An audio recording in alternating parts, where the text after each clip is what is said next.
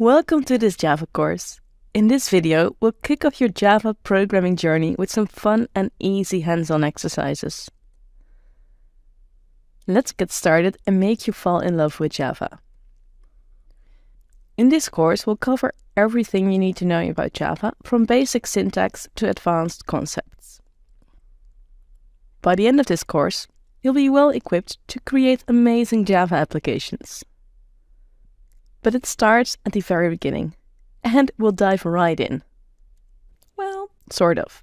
There's one thing I briefly want to mention first. Before we really dive into Java, let's quickly understand the difference between front-end and back-end development and where Java comes into play. Front-end development focuses on what users see and interact with. So there you are creating the application that's visible on the screen of the user. While back-end development handles the logic, data storage, and communication between the different components.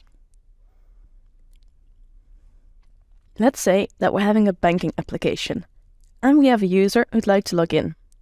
They grab their device, for example their phone, tablet, or laptop, and they navigate to the banking site or they open the banking app.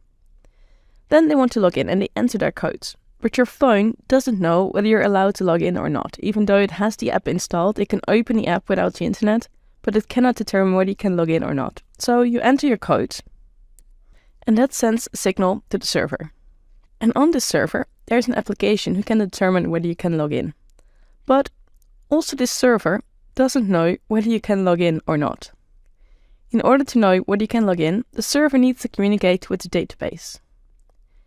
The database will then send a response back to the server, and if the user can indeed log in, the server will go ahead and process the page. If not, the server will go ahead and process an error message.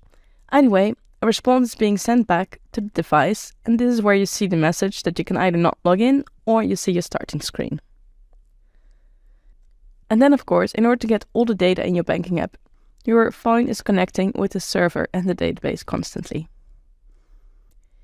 In this web application, the front end might be built using HTML, CSS, JavaScript, Angular, Vue, React, those sort of languages, and that's meant for the user interface.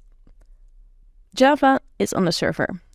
So the backend would be written in Java, and that would go ahead and manage the user data, process any registration requests, and also communicate with the database. So what is Java?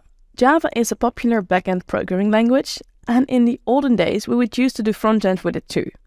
I'm not saying you won't ever run into that anymore, but today it's mainly used for web backend development, mobile app development, particularly Android, and even enterprise software development.